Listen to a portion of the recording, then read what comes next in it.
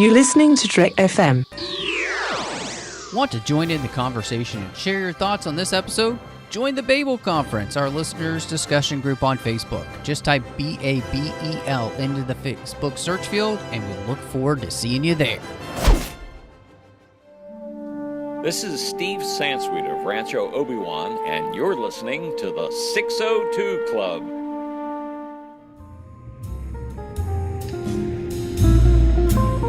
There was a little bar in Mill Valley where all the Starfleet trainees used to go. The 602 Club. You know it. I was there more times than I can remember.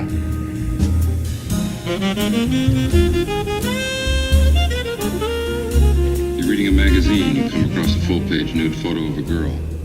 Is this testing whether I'm a replicant or a lesbian, Mr. Deckard? Just answer the questions, please.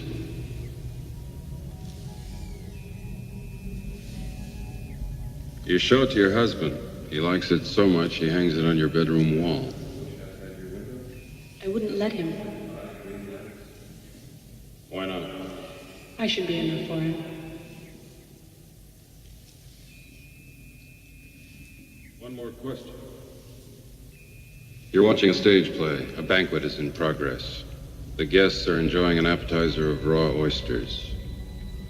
The entree consists of boiled dog.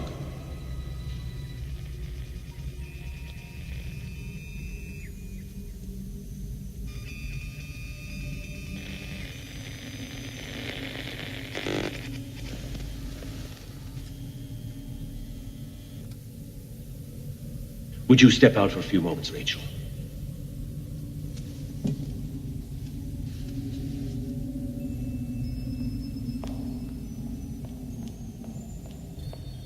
Thank you. She's a replicant, isn't she? I'm impressed. How many questions does it usually take to spot one? I don't get it, Tyrell. How many questions? 20, 30 cross-referenced. It took more than 100 for Rachel, didn't it? She doesn't know. She's beginning to suspect, I think. Suspect? How can it not know what it is? Commerce is our goal here at Tyrell. More human than human is our motto. Rachel is an experiment, nothing more. We began to recognize in them a strange obsession. After all, they are emotionally inexperienced with only a few years in which to store up the experiences which you and I take for granted. If we gift them with the past, we create a cushion or pillow for their emotions, and consequently we can control them better. Memories. You're talking about memories. Welcome, everybody, to the 602 Club, Trek FM's General Geek Show. I am just so excited to be here. We have a fantastic show for you tonight, today, tomorrow, whenever you're listening. Maybe you're listening in the past somehow. I don't know how that's possible, but welcome to the show. And we've got a kind of a double feature going to be happening for the next 2 weeks. We're going to be talking about the original Blade Runner tonight, and then next week we'll be talking about Blade Runner 2049. So I'm very excited to do that. I'm also excited to know what the future is going to look like in 2019. I mean, it's really nice, you know. I know exactly what to look forward to. So with me, I've got some fantastic people to talk about this film with me. I needed this gentleman to be here.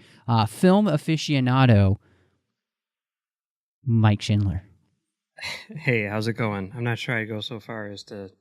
Oh, Mike, come on. You're just being polite now. I mean, you know more about film than I'll know, like, in my entire lifetime, so... I don't know about that. But I am glad you're here because there's some really cool stuff to get to talk about with the idea of, you know, different versions of this film and stuff. So, and I'm so glad to have her back, the one and only Alice Baker. Welcome back to the 602 Club. It's always a pleasure to be here. Yes. I would, you know what? I think you're our costume aficionado. Because you always bring up good comments about the costumes, and you always mention something. We should talk about those. And so, this is going to be great. So, classic 80s styling here for us to talk about. Well, before we dive into the show, just a quick reminder, of course, you know you can find all the shows we do here on Trek FM all over the place, but the main place to go is to Apple Podcasts. We have every single show we're doing there. We also have been covering Discovery out the wazoo, so make sure you check out all the shows that we're doing on Discovery, and of course every other part of Star Trek, and then of course here on the 602 Club. While you're there, hit us up with a star rating and review for the 602 Club. Definitely helps people find the show, and I love hearing what you think. And if you review us, I will call you out, no matter what the rating is, and no matter what you said about the show. I'll actually do it. So you can also find us on Twitter at TrekFM, Facebook, facebook.com/TrekFM. Facebook is also the place you can find the listeners-only discussion group, which is a great place to have a conversation with everybody else listening to Trek FM shows. Now, if you're on Facebook, just type Babel into the search field there. If you go to our website at trek.fm, which is a great place to visit, where you can find all the shows too, you can find all the back catalog, all the different shows we've been doing, hit discussion on any of the menu bars. That'll bring you over to the listeners-only discussion group. And last but not least, if you're on that website, hit contact, choose a show, choose the 602 Club, and that sends an email to me and any of the hosts that week. So, as I mentioned, going to be talking about Blade Runner. And Mike, honestly, the first question comes, in fact, before we did this show, a few months back, I messaged a bunch of you and John Mills and some other people, and I was like, okay, we're doing Blade Runner. Which version do we watch? Mike, why are there so many versions of this movie? And I know it's kind of a long sordid history, but if you cut down to the chase, what is the difference between all of these, and why should they watch the version that we watched tonight, which is the final cut? Basically, the reason why there are so many versions is because during the process, Ridley Scott got completely screwed over in terms of his vision. And since no one knew what to do with this movie, the studio altered it into something which they thought would be more easily consumed by the masses, and as a result was much dumber. And, through a series of rather unusual circumstances, Ridley Scott's original vision for this movie came out, saw the light of day, and it got into sort of the public, consciousness or whatever. Yeah. And that kind of started turning the wheels and ended up, getting things going and allowing him to make a director's cut, which has then basically been refined over the years because of various other incidents which have occurred or whatever. So, yeah. I mean, there's 5 different versions on the DVD or the Blu-ray. It's fascinating. But, and each of those are interesting in their own historical way. But when it comes down to it, aside from minor tweaks, there's basically the theatrical version and the director's cut, and everything else in between is just kind of variations of one of those or the other. And there's basically 3 main differences between them, which I'm sure we can get into, which kind of separate one from the other. Yeah, what is the main difference between the theatrical cut, the director's cut, and the final cut? With just those 3, what are the kind of main standouts? Okay, as far as the history is concerned, just to explain why there's a director's cut and a final cut, basically, and this goes back to the work print cut. I guess we're just getting into the history now, so that's good. Okay, cool. So the work print cut is what they showed to audiences when they were test screening it. Audiences hated it, and because of that, the studio altered it into the theatrical cut. Then, through some weird circumstances, the work print cut was accidentally shown to audiences 10 years later. And when the audiences saw that, they were like, oh my God, this is amazing. This is what he was originally going to do. And the studio started to exploit that. And that's when Ridley Scott stepped in and said, yeah, this at least is something that I was working on, unlike what you released in theaters, but this isn't a director's cut. If you want me to do a director's cut, I need to go back and refine this thing. But at the time, he was working on Thelma and Louise, so he didn't really have the time to actually do it himself. So the director's cut, which was released, was not actually edited by him himself, but it included the major things which he wanted included. And then, 10 years after that or whatever, in 2007, he was finally able to sit down himself and refine the director's cut into what he considers to be the definitive version of the movie, which is the final cut. And the fifth cut there is just the theatrical cut as it was released in Europe, which has a couple of more violent scenes which were not originally in the theatrical cut in America. It's so fascinating because when you were looking at history of filmmaking, especially in this time period, this was happening to a lot of filmmakers. And you can understand why George Lucas puts in, Vader talking to Lando, like, this deal just keeps getting worse on the time, just like, pray I don't alter the deal any farther. The studios just didn't know what to do with these visionary filmmakers and their movies, and they kept messing them up. And you can understand why people like Lucas wanted to be big enough so you didn't touch their movies anymore. I don't think anything's really changed. I mean, I think we're seeing that over at Lucasfilm right now, Well, so, yeah, hey. that's absolutely true. It's interesting that Lucas was able to divorce himself from that, and now Lucasfilm is back in that, but it's because Lucas isn't there anymore. So, no, I wanted to ask you guys too, Alice. This is really interesting to me because I wanted to know what y'all's experiences were with the film. And so when was the first time that you saw Blade Runner? So I graduated from high school in 1984. So this film came out in my, sophomore year in high school?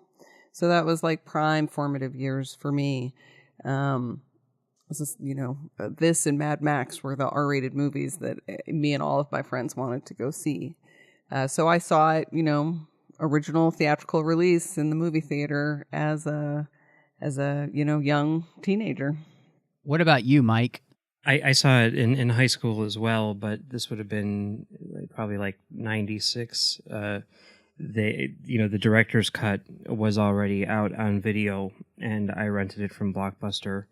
And, it was one of those things where it's like you're kind of checking all the boxes, whether it's Star Wars or Indiana Jones or Aliens or whatever, whatever you haven't seen, filling in the gaps in your geekdom.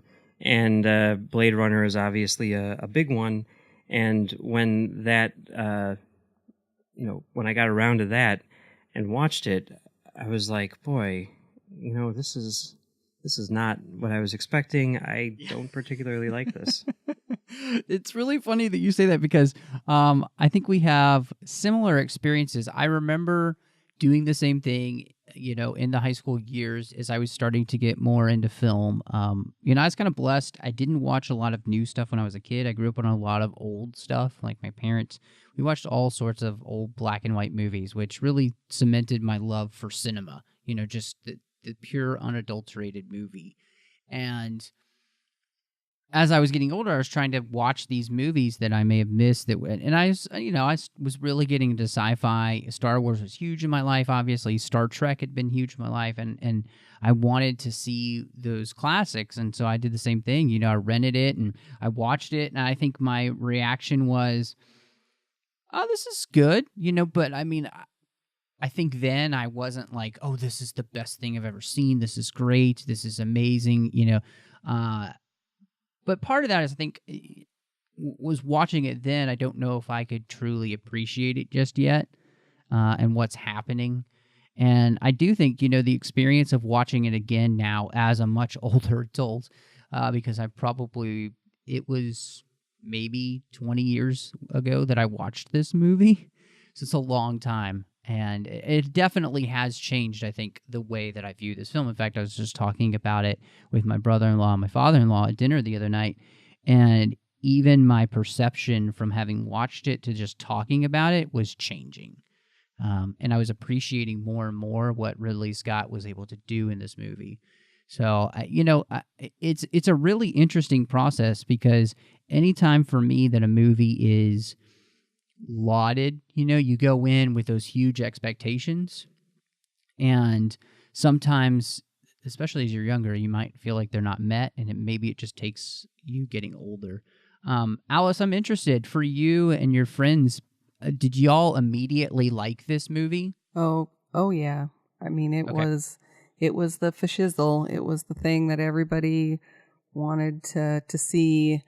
Everyone wanted the trench coat. Everyone wanted to dress like Rachel. It was. I mean, she's got great hair too.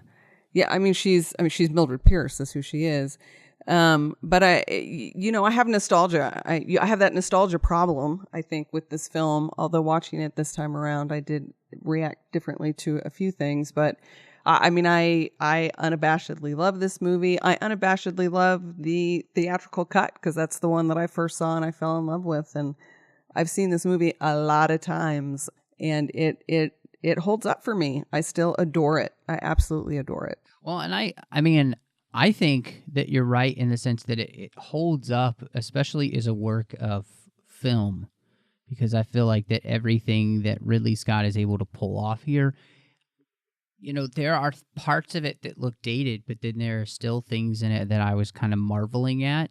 And maybe it's because I'm marveling at that they could do that in 1982. But at the same time, so much of this movie still looks really good. I feel like part of that in the production design, it kind of helps that it feels like there are sort of two paths that a lot of production designers will take when dealing with the future. And I do, the intent was obviously near future here. Is you either go super fantastical and everything's sleek and new and shiny and beautiful, or you sort of do the gritty, mixing the past with the future, which is obviously the choice that they made here. And it still feels real even today because it doesn't seem so either super futuristic or super, old fashioned. So I think in terms of the choices they made as production designers help them a lot in terms of not dating the film. Well, it's really good to know that in 2019, there's going to be a lot of rain in LA, So great to know that apparently it will do nothing but rain in LA. Which I just kept laughing at the whole time. I was like, it does not rain this much in LA. They knew that climate change was coming, Yeah, there you go. They just predicted it, So one of the things that's really fascinating to me, because a lot of the movies in this time period start to touch on this kind of like active creation that we do as humanity, where we create something intelligent. And here, specifically in the story, we create a thing that is intelligent or on the same level as we are, but it's stronger, it's more physically resilient. It can do things that we can't do as we're trying to colonize parts of space. But then in the end, we treat them as slaves.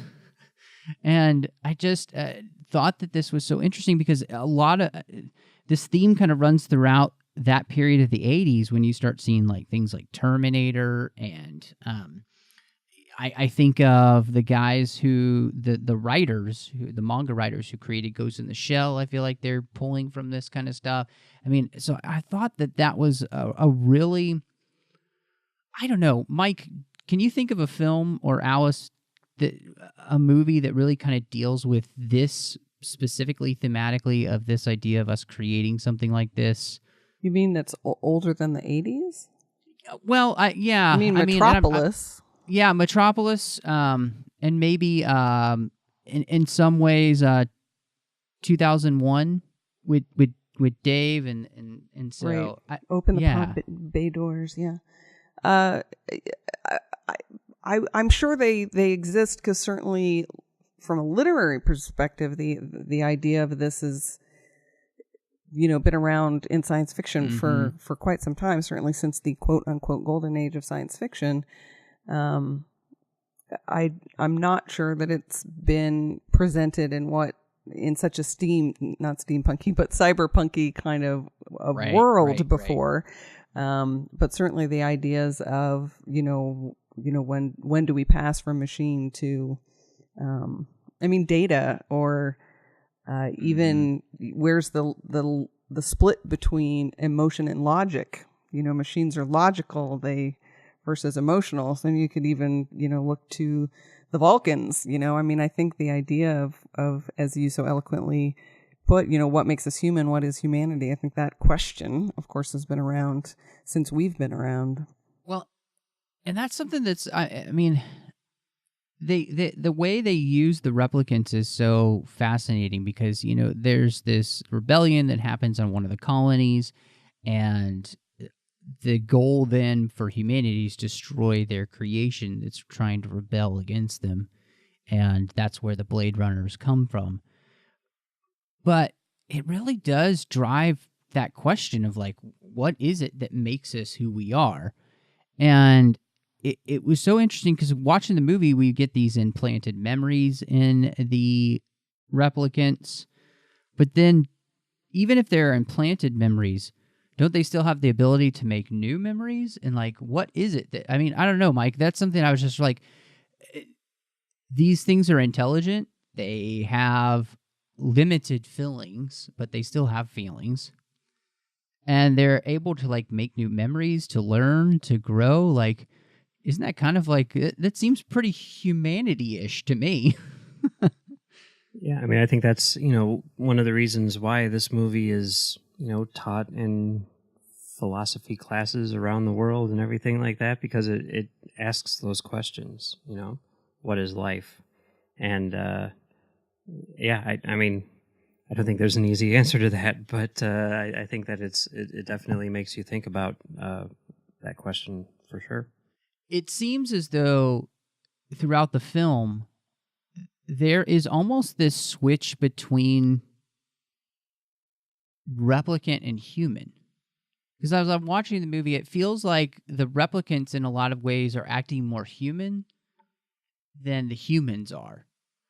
And that the creation is actually, in some ways, acting as the creator should be. And yet, it almost feels like in our world, at this point, we've become so callous to everything. The world is so dark and dreary that we've lost that humanity. And I thought that was a really, I don't know, I found that really fascinating. No, I mean, it's true. I mean, that's, I think what good movies do. I mean, this type of movie. Like I was talking to someone about the new Planet of the Apes movie, and they were talking about how good it was, and then they were like, I feel kind of guilty because I was really rooting for the apes against the humans, and I feel bad about that. And I'm like, well, no, that's what you're supposed to be doing. That's the whole point that they're trying to make. They're trying to hold up a mirror and, make us look at ourselves and say, hey, maybe we shouldn't be doing this, or whatever. And I think that this movie definitely does that very effectively. Yeah, I would agree that that's definitely a main theme that's running throughout the screenplay. I would play devil's advocate a little bit in that, they're squeezing people's heads off and, shooting them under tables. And, so there is and you could say that they're just modeling their human creators if you wanted to, but I don't think I can give the replicants a clean pass to be held up as the preferred sentient being, in the universe. I can't go quite that far, but I am on board 100% with what you guys are saying in terms of the one of the film's main themes is to make us take a good hard look at ourselves, and if we're using replicants as cannon fodder, if we're then using minorities and low income people who have no other choice but to join the military and become cannon fodder, like how different is that? And, let's take a closer look at that. And I think the film does that really well. Yeah, and I absolutely agree with you because there is, I think what we're presented with is just a bunch of gray in the film in a lot of ways. And like you said, Alice, there kind of is this darker side to the replicants. And it's interesting because I think that we instinctively, as human beings watching the movie, we kind of put our feelings on them, realizing they're fighting for their survival. And we kind of instinctively gravitate towards understanding that.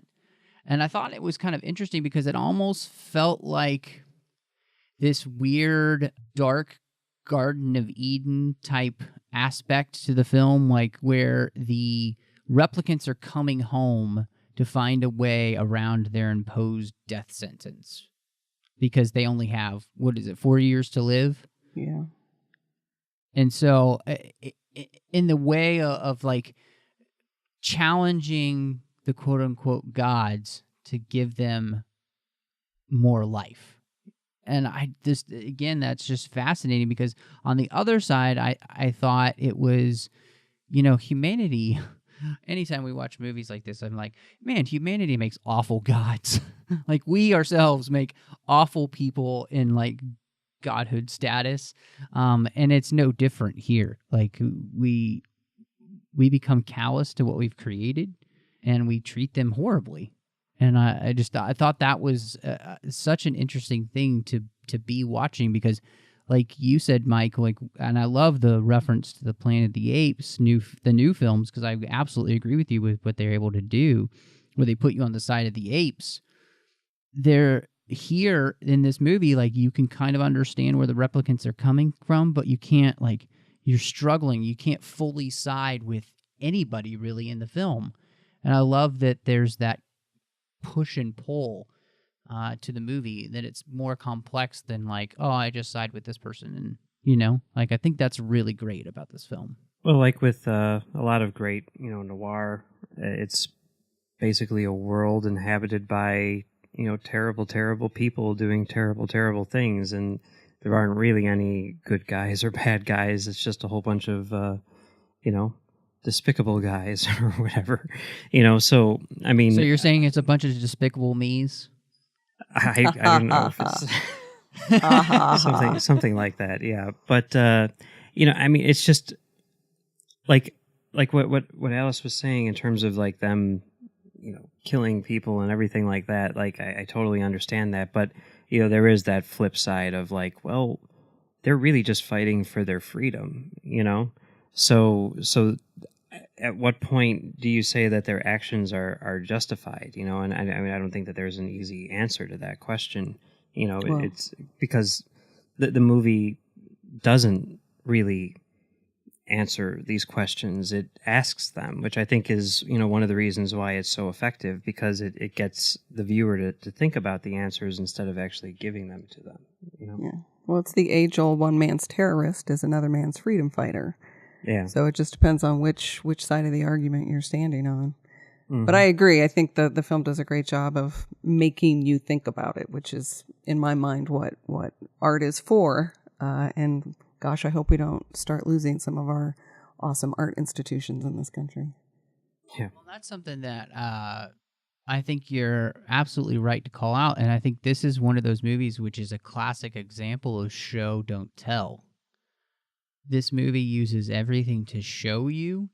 It doesn't tell you. It doesn't tell you how to feel. It doesn't tell you how to think about what's happening. It just gives it to you in glorious detail. Whether, it's the design work, the camera work, the character interactions, the dialogue, the lack of dialogue, all of these things are working together to show us something without necessarily manipulating us to feel one way or the other, because in many scenes you're pulled one way, but then you find yourself maybe halfway through the scene being pulled the opposite direction, and you're like, I don't know what to think. Unless you're watching the theatrical cut, in which case, that's one of the big complaints is they literally do tell throughout the entire movie because they have that narration, which was one of the three big things that they changed. And it's also one of the things that Harrison Ford hated. Yeah, I think everyone he absolutely hated. Well, he also really hated that in the end, the brilliant auteur decided to make him possibly be a replicant. He was not a fan of that either. Although, I've got to say, I mean, who knows what was in the script and who knows how much of it was just, Scott, working off of, whatever and not telling anyone what he was doing. But it seems, and because this is something which has always confused me, like, there's always the debate, was he a replicant or was he not? Was he? And I'm like, you watch the final cut or the director's cut or whatever, and it's like, he's very clearly a replicant. I mean, I don't know. To me, there's like no doubt that that's what they were trying to say, right? I don't know. Am I alone? What are the key pieces of storytelling or visual, be it visual or through dialogue, that tells you that? Well, there's the eye thing, which is really, really subtle. I don't know whether or not you want to count that. But the thing which, to me really suggests it, which, to be fair, was cut out of the theatrical cut, was the unicorn dream. And then, you see that he has this dream. And then at the end of the movie, Edward James Olmos puts the origami unicorn in front of his door. And that, to me, suggests, that, yes, he is a replicant. And so my question to you would be, why is that crystal clear? Why? I'm not saying that it would hold up in a court of law, but in terms of storytelling technique and everything like that, I feel like there was a clear reason why they had him have this dream, and then this guy because otherwise it's like, why is that there? It doesn't make any sense to have that thing at the end. And see, for me, it doesn't make any sense the other way either. So does that mean that Edward J. Olmos has read something about replicants and that they always dream about unicorns? And so how would he know that Harrison Ford had that dream unless Deckard had told him? Like that doesn't logically flow for me. I think that there it could be any of those explanations. But I think what I take away from it is that Edward James Olmos has this knowledge, whether it's about replicants in general or Deckard in specific, but he's got the knowledge, and this he's basically letting Deckard know about it in this unicorns ruin everything. That's what we're saying. Bad unicorns. So here's my question to you, gentlemen: which do you want it to be? Which works better for you in terms of the story? Do you want him to be a replicant, or do you not? Or do you want him to be a human? Does him saving Rachel in the end save a concept of humanity because he's human? Or do you want him to be a replicant and it's the underdogs get to escape from their evil overlords? I want it to be that he's a replicant because I want it to show that there's a lot of ambiguity in terms of all this, and in the end, it really doesn't matter whether you're created by man or created by, biology. You're still alive, and with those blurred lines like that, it really sort of gets you to question what it means to be alive, and all those things. So I think it's a much stronger story if he's a replicant. But I also, I guess, are you saying just like if I was in this world or whatever, or I guess that's my answer. There you go. That's my answer. Well, this is hard because I feel like obviously 2049 is going to have to answer some questions if he is a replicant, because that means he must be a very special version of replicants that we hadn't seen before. Like he's like the cream of the crop, and maybe that's why he's such a good Blade Runner and he doesn't even know it. I think that's interesting.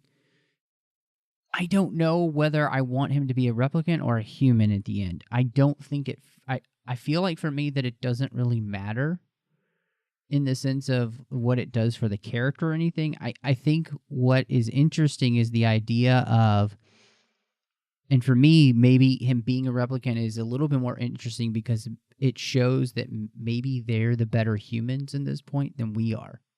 And that is a really good narrative device for science fiction, that our creation has surpassed us in our own humanity, and its ability to maybe do what we generally think of as being the most human thing to do, which is be, self-sacrificial towards somebody else, which he's kind of willing to be, which, again, I think is a really interesting idea. The fact that we're having this debate in the first place is, I think, what makes the movie so brilliant, that we can't come down on either side with all clarity and be like, oh, nope, it's this, and this is why it's the best. Because I think either way, the door is open for some interesting storytelling perspectives and ideas, especially, we're doing this in light of the fact that there is a sequel coming, and we know that Deckard and Harrison Ford are in it. So whether they actually even answer the question there, who knows? But it puts us in an interesting place in history for sure, because now we can actually have the discussion, and it's a little bit more open ended in the sense that like we actually might get a full answer sometime soon. What about you, Alice?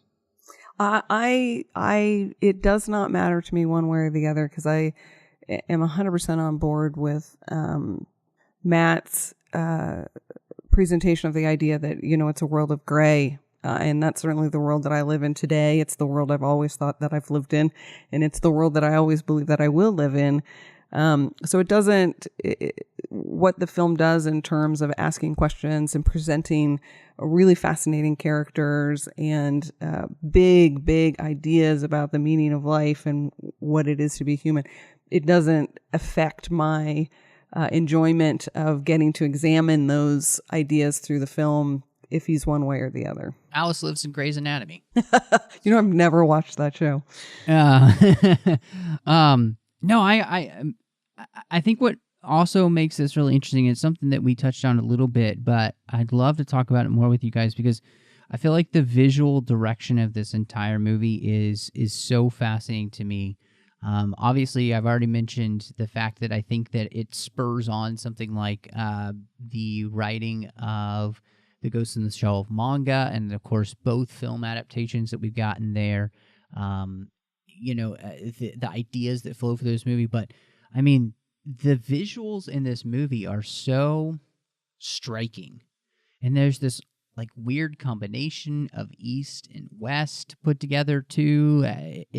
This dystopian universe has a very distinct flavor in there. And so I kind of wanted to ask you, because there's so much being told to us through the visual storytelling, what is it that you think that he's trying to get across through what he's doing visually, where it's raining all the time? I mean, it's dark, it's very oppressive.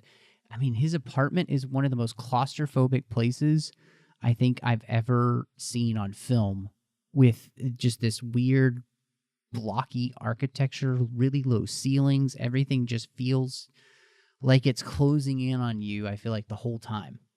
I think that he's really kind of taking his cues from film noir and a lot of the production design which was involved in those movies, a lot of which took place in Los Angeles and everything, and had very kind of like sparse sets, but with like really harsh lighting and stuff like that. And he's definitely I think drawing parallels between those two things, but then also, and that's probably why there's a lot of rain too, but then also updating that for how he thinks at least there's a way that the world could change, and sort of like globalization or whatever, everyone, sort of like coming together to form, a much more diverse, culture and everything.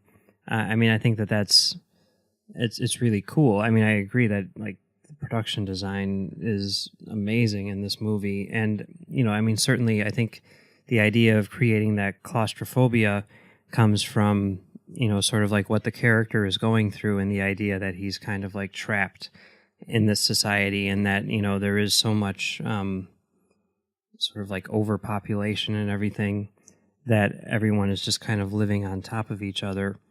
And I think it works really, really well. Yeah, I think it's amazing. I totally agree with you that so much of it feels like it's being pulled from film noir, and certainly the clothes back that up in a lot of ways. Certainly Rachel's clothes do.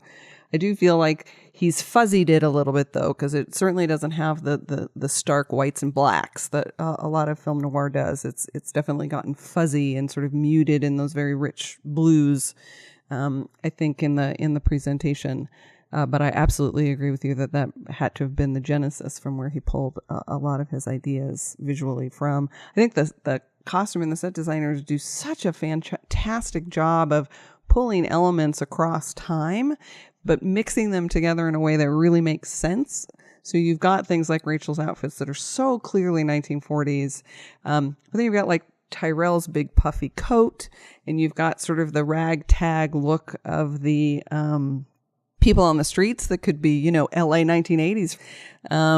I still marvel at how good of a job they did with the production design on that film. And again, it still holds up to me. It doesn't feel old. Every time I watch it, it still is good. Yeah, there's this company online that makes the ties that he wears. I've been wanting to get one for the longest time because it's super futuristic and everything, and yet it's also incredibly stylish. Maybe I was going to say it's timeless, but maybe it doesn't exist in any time, but it's awesome. And it should be noted that that those costumes were designed by Michael Kaplan, who would go on to design costumes for the J.J. verse Star Trek movies as well as Force Awakens. Which I have to say, great costume designer. I mean, he really is. He is amazing. So. The thing I want is those square glasses he drinks his whiskey out of. Yes. What's funny is that Captain Sisko has one of those. Oh, he does? That's awesome. In Star Trek Deep Space Nine, specifically in the episode In a Pale Moonlight, Sisko is drinking out of a glass that looks just like that, which I was very excited to see. I mean, I know probably the idea that they were going for was like, oh, LA, it's so dirty, it's so claustrophobic and overcrowded, and who would want to be here? And then in the theatrical version, they have the whole thing where they're out in the shining, land with the open country or whatever. But I mean, as someone who's spent his entire life, in Chicago, I'm just like, oh man, I want to live there. I want to live in LA of 2019 or whatever. That looks amazing. What's fascinating to me too is the way in which I feel almost like the street level we get. It reminds me of the underworld of Coruscant that George Lucas does in the Star Wars prequels. He'll do it in the Clone Wars, and he seems to have pulled a lot of inspiration for that. Like just that everything's pulling in on you, like. And you have that claustrophobia feeling, and I think they do that really well. And then just the way that the story seems to be told, that you have, those in power kind of living on top of those that are poorer. Like that the society is literally being built on the backs of those that are, less fortunate. I think that's been true for a really long time. Well, no, but I'm just saying that they do that really effectively in the visual and the production design of the film. Yeah, I agree. They make that. I agree. And they do it without a way of, like pulling you out and kind of slapping you in the face with their message. Again, it's just one of those things that it's just a part of the storytelling, and I think it's really well done. The one thing that's very strange to me in the design work is the design of the Tyrell Industries. And it just seems so... it's not like out of place, but wow, is it like the most strangely opulent, odd ziggurat pyramid thing that I've ever seen. And it just... it doesn't fit any preconception that I have about anything from the future. And I don't know. I don't even know what to make of it. But all I know is that I find it really weird. I like it. I like it too. It's so strange. I'm not saying it's bad. I'm just saying it's weird. Yeah, one of the things though that I was picking up as I'm watching the film is it really does kind of feel as though the starkness and the coldness of the world that they live in has been choking the humanity out of everyone, because nobody really treats each other very well in this movie, like especially human to human. And I liked that all of the visual design, the architecture, everything about the film was kind of showing you how humanity's lost touch with itself. And it makes sense then why humanity is not really treating the replicants any different than they kind of treat everybody else. Like, this seems as though we have fully gone into consumeristic culture in every sense of the word, on every level. Like, everything is just a transaction. That's all people are to us. And other than that, what they can give to us, it doesn't... there's no feeling beyond that transactional nature. And that I watching the movie, I was honestly like, oh, that scares me, because like maybe 2019 and this version is not that far away. I can't say that I don't get some of that. I don't think I get that impression quite as strongly as you're relaying it right now, but because I'm honestly sort of running through my head, because there isn't a ton of human to human interaction, right? It's mostly the replicants. I mean, there's Tyrell, there's why can't I almost called him JR, but that's not right. It's the guy with the disease, the decrepitude. Larry. Oh yeah, with the brothers Daryl and Daryl. Yes, right? thank you. Okay. Yes, thank you. There's the guy at the bar. There's the eyeball maker. I mean, the humans really are sort of, especially if you're going to count Deckard as a replicant, there aren't a ton of humans that get a whole bunch of screen time, really. But I totally understand what you're saying in terms of the way that the world is depicted through the visuals, the street thugs, sort of Escape from New York, sort of that kind of feeling that it's sort of thug nasty down on the street level, where all the, rich people are up above or off world. Really, that's where all the rich people are, is off world. So I get, I can agree with you that it is projecting that on some level. What do you guys think of the cast? And with, we've got Harrison Ford, Sean Young, Edward James Olmos, Daryl Hannah. I mean, some big names, especially from the 80s. I can never say enough about Rutger Hauer in this movie. I love him so much in this movie. Just the small things that he does with his face alone, to me, are enough to make me love him in this movie. I think this is by far my favorite movie with Rutger Hauer in it, like by miles and miles and miles. Even more than Batman Begins? Yes. Okay. All right. Yeah, no, I think the cast is really good too. I mean, Rutger Hauer is obviously a standout because I think in a lot of ways he has the most to do. Everyone else is kind of subtle in their performances, I think. Like Harrison Ford in particular. It's all in sort of like these little moments where he's by himself or whatever. And I think that everyone does a really good job for sure. Yeah. Yeah, I was really. I think I was struck by Harrison Ford not being Harrison Ford in this movie. Harrison is a good actor, but in many ways, a lot of times he just kind of plays himself or a version of himself. And here, I felt like he really was embodying this role of this person who was kind of losing touch with like the fact of maybe who he is. And I just thought that was really good. And so, having been a fan of his for a long time, coming back to something like this where you don't immediately just picture him in all the other roles he's done, like it's just another version of Han Solo, Indiana Jones, that's great. And I do agree with you, Alice. I think Rutger Hauer is just fantastic in this movie. He's so creepy. Like, he's just absolutely 100% creepy, and he just goes for it in every sense of the word. And I think he plays it to perfection, that role. And I love his interaction with Harrison Ford specifically. I think that them back and forth, especially those last few scenes, are just awesome. So, yeah, and it's interesting because this movie, in a lot of ways, I feel like, and I don't know if you guys feel like this at all, so let me know if I'm way off, but it almost feels like a movie that isn't as much about characters. Everything is just kind of part of this big moving puzzle, and they all play their part so well, they just kind of meld into that puzzle and become one with it.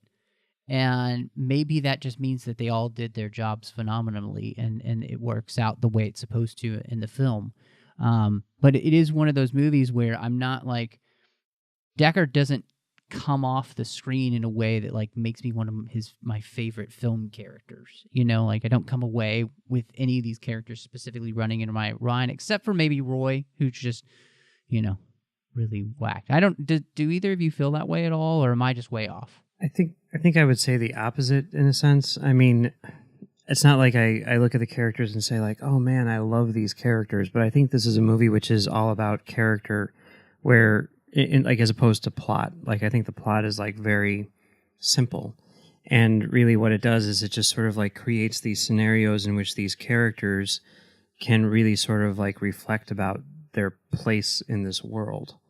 And maybe the reason why the characters don't stand out is because in a lot of ways they're trying to figure out who they are themselves. And because of that, it's more about like discovery than it is about, you know, sort of like these people with these defined attributes. So, I mean, while I agree that none of the characters really stand out to me as like my favorites in film or anything like that, I really hook into like sort of their personal journeys in terms of figuring out who they as characters are. For me, part of the problem might be because of when I saw it and because of my love affair with the film. But these are characters that I have lived with, you know, since my high school years, and they've stood out enough for me anyway to, you know, that Roy Batty is an iconic character for me. I mean, I think part of it is that tour de force performance that Rutger Hauer gives. Harrison Ford's character Deckard, I'm with you on that one, Matt. I mean, I don't root for him in this. I don't root for him. I don't hate him. I hate him as an adult now. I hate him a little bit more in terms of his romance with Rachel, because but some of the other characters I love, Tyrell, I love Pris. I mean, these are characters that I can quickly call up in my mind and remember scenes from, and lines of dialogue that were written for them. So for me, I do have a relationship with these characters, but it might just be time. You know what I mean? I've had a lot of time with them. No, I think that makes complete sense, and that's one of the most interesting things about, seeing movies over time and in different times, and when people see an older movie and how they all. I mean, I think that's fascinating to me, because I've had that experience too, where I love a movie and I show it to somebody and they're like, I don't get, like they don't get it, or they don't respond it the way I do, and it doesn't make sense. It's kind of like how my wife loves the old Teenage Mutant Ninja Turtles movies, and I can't stand them because, I didn't see them when they came out, and to me they look awful and they're just really dumb and cheesy, and I don't get it, but she has the nostalgia factor that helps her get past all that. So, I was thinking if there was anything else that we missed, and I know, Alice, that you had mentioned one of the things that you really enjoy about the movie is the music. Yes, this is one of the A Clockwork Orange and this Vangelis soundtrack were the first two soundtracks I ever purchased in my life. I fell in love with the soundtrack, and me and my friends would listen to it all the time. Yeah, it's a really cool. I mean, I guess that's sort of, I don't know. It's very, very unique. But it seemed to be something which was becoming more common in the time period. But I think it really does sort of blend that sort of like jazzy noir quality with something that sounds very, very futuristic, and it works really, really well. Now I want to listen to it again. Yeah, I think you're absolutely both right. It's one of those things that does a great job of working perfectly for the film and creating and being part of the whole process to bring you into this world, and yeah, I think it's very effective in the movie, and it works very well. the 80s can have some awful soundtracks, like Lady Hawk, where it just really brings you out of the movie because it's so jarring. But this, I think, fits so well, like what you said, Mike, just kind of fitting this noirish, symphonic, strange weirdness. It all just flows together, and it really does work. So I think this is a movie that all of the pieces of it seem to fall into place so well that they create a whole, which the more you start to think about it, I think the more you appreciate that whole. And there aren't, I don't know, there are very few films I feel like that are kind of like that in a lot of ways. Maybe I'm off again. So, but it just feels like this is one of those kind of movies where everything kind of works together the exact way that it needs to make something uniquely special in film that does stand out.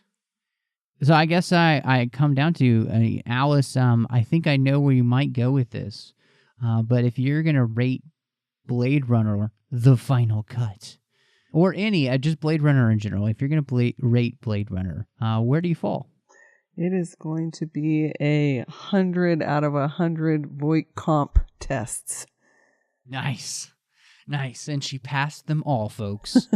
What about you, Mike?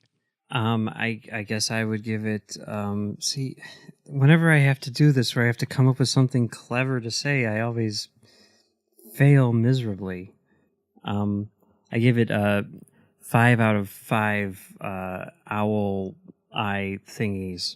Oh, that's so awesome because I totally wanted one of those owls. I was like, I could have an owl that could deliver owl post. It could actually work, Awesome. It'd be great. I want one of these things. I was talking to John Mills about this, and he got all up in my business because the last time I saw this movie and when I had put it on Letterboxd, the rating I had give it was 3.5 stars, and he was just all up in my business about that.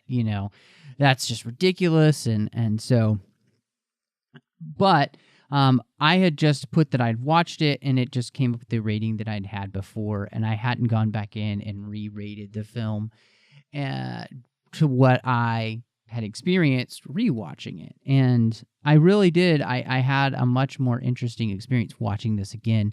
And this is one of those movies where for me, it will never be my favorite movie, but it's one of those really important pieces of cinema, I think, that's worth watching and worth spending time with, and it's worth thinking about deeply because, we talked about some of the things that happen in this movie thematically, but there's so much more you could dive into. And that's what I love, is you can just keep peeling back the layers. And so I think that I will give this 4 out of 5 replicant eyeballs. So, yeah. Oh, the things I've seen with your eyeballs, Matt. Yes, absolutely.